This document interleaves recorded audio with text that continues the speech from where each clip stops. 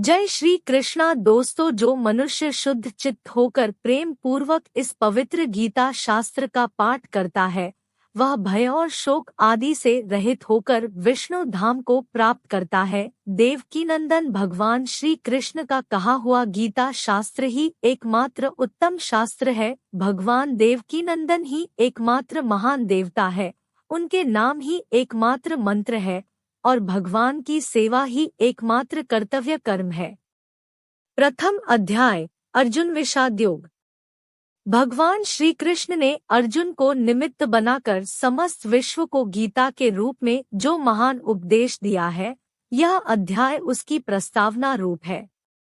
इसमें दोनों पक्ष के प्रमुख योद्धाओं के नाम गिनाने के बाद मुख्य रूप से अर्जुन को कुटुंबनाश की आशंका से उत्पन्न हुए मोहजनित विषाद का वर्णन है। श्लोक 1। धर्मक्षेत्रे कुरुक्षेत्रे संवेता युयुत्सवा मामकाः पांडवाश्चैव किम कुर्वत संजय। भावार्थ, धृतराष्ट्र बोले, हे संजय, धर्मभूमि कुरुक्षेत्र में एकत्रित युद्ध की इच्छा वाले मेरे और पांडु के पुत्रों ने क्या किया। श्लोक 2। दृष्ट्वा तु पांडवानीकं व्यूढ़ं दुर्योधन सदा आचार्यमुपसंगम्य राजा वचन ब्रवी। भावार्थ, संजय बोले, उस समय राजा दुर्योधन ने व्यूहर्चनायुक्त पांडवों की सेना को देखा और द्रोणाचार्य के पास जाकर यह वचन कहा। श्लोक 3।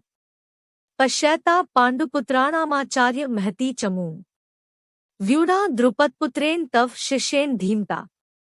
भावार्थ, हे आचार्य, आपके बुद्धिमान शिष्य द्रुपदपुत्र धृष्टद्युम्न द्वारा व्यूहाकार खड़ी की हुई पांडुपुत्रों की इस बड़ी भारी सेना को देखिए। श्लोक 4, 5, 6। अत्र शूरा महेश्वासा भीमार्जुनस्मा युधि युयुधानो विराटश्च द्रुपदश्च महारथः धृष्टकेतुश्चिकितानः काशिराजश्च वीर्यवान् पुरुजित कुंती भोजश्च शैब्यश्च नरपुमवा युधामन्युश्च विक्रांत उत्तमौजाश्च वीर्यवान् सौभद्रो द्रौपदेयाश्च सर्व एव महारथाः। भावार्थ, इस सेना में बड़े बड़े धनुषों वाले तथा युद्ध में भीम और अर्जुन के समान शूरवीर सात्यकी और विराट तथा महारथी राजा द्रुपद, धृष्टकेतु और चेकितान तथा बलवान काशिराज, पुरुजित, कुंतीभोज और मनुष्यों में श्रेष्ठ शैब्य, पराक्रमी युधामन्यु तथा बलवान उत्तमौजा, सुभद्रा पुत्र अभिमन्यु एवं द्रौपदी के पांचों पुत्र, ये सभी महारथी है। श्लोक 7। अस्माकं तु विशिष्टा ये तान्यबोध द्विजोत्तम नायिका मम सैन्यस्य संज्ञार्थं तान् ब्रवीमि ते। भावार्थ, हे ब्राह्मण श्रेष्ठ, अपने पक्ष में भी जो प्रधान है उनको आप समझ लीजिए। आपकी जानकारी के लिए मेरी सेना के जो सेनापति हैं उनको बतलाता हूँ। श्लोक 8।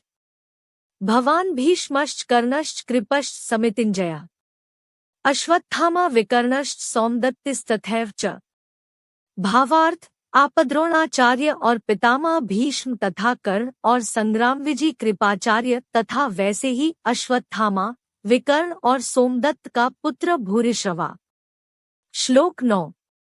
अन्ये च बहवः शूरा मदर्थे त्यक्तजीविताः नानाशस्त्र प्रहरणाः सर्वे युद्धविशारदाः।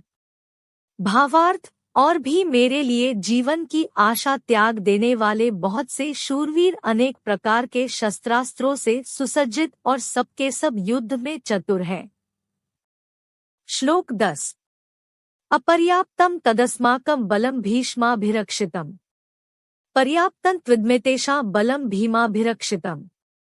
भावार्थ, भीष्म पितामह द्वारा रक्षित हमारी वह सेना सब प्रकार से अजेय है और भीम द्वारा रक्षित इन लोगों की यह सेना जीतने में सुगम है। श्लोक 11। अयनेषु च सर्वेषु यथाभागमवस्थिताः भीष्ममेवाभिरक्षन्तु भवन्तः सर्व एव हि। भावार्थ, इसलिए सब मोर्चों पर अपनी अपनी जगह स्थित रहते हुए आप लोग सभी निःसंदेह भीष्म पितामह की ही सब ओर से रक्षा करें। श्लोक 12। तस्य संजन्यन हर्षम कुरु वृद्धः पितामहः सिंहनाद विनद्योच्चैः शंख दद्मो प्रतापवान। भावार्थ, कौरवों में वृद्ध बड़े प्रतापी पितामह भीष्म ने उस दुर्योधन के हृदय में हर्ष उत्पन्न करते हुए उच्च स्वर से सिंह की दहाड़ के समान गरजकर शंख बजाया। श्लोक 13। तथा शंखाश्च भैर्यश्च पर्वानक गोमुखाया सहसैवाभ्यहन्यन स शब्दस्तुमुलोभवत्। भावार्थ, इसके पश्चात शंख और नगाड़े तथा ढोल, मृदंग और नरसिंघे आदि बाजे एक साथ ही बज उठे। उनका वह शब्द बड़ा भयंकर हुआ। श्लोक 14। तथा श्वेतैर्हयैर्युक्ते महति स्यन्दने स्थितौ माधवः पांडवश्चैव दिव्यो शंखो प्रदद्मतुः। भावार्थ, इसके अनंतर सफेद घोड़ों से युक्त उत्तम रथ में बैठे हुए श्री कृष्ण महाराज और अर्जुन ने भी अलौकिक शंख बजाए। श्लोक 15। पांचजन्य हृषिकेशो देवदत्तं धनंजय पौंड्र दधमो महाशंख भीमकर्मा वृकोदरा। भावार्थ, श्री कृष्ण महाराज ने पांचजन्य नामक, अर्जुन ने देवदत्त नामक और भयानक कर्म वाले भीमसेन ने पौंड्र नामक महाशंख बजाया। श्लोक 16। अनंत विजयम राजा कुंतीपुत्रो युधिष्ठिर नकुला सहदेवश्च सुघोष मणिपुष्पको। भावार्थ, कुंतीपुत्र राजा युधिष्ठिर ने अनंत विजय नामक और नकुल तथा सहदेव ने सुघोष और मणिपुष्पक नामक शंख बजाए। श्लोक 17-18। काशश्च परमेश्वास शिखंडी च महारथ धृष्टद्युम्नो विराटश्च सात्यकिश्चापराजिता रुक्दो द्रौपदेयाश्च सर्वशः पृथिवीप्ते सौभद्रश्च महाबाहुः शंखान दद्मुः पृथक पृथक।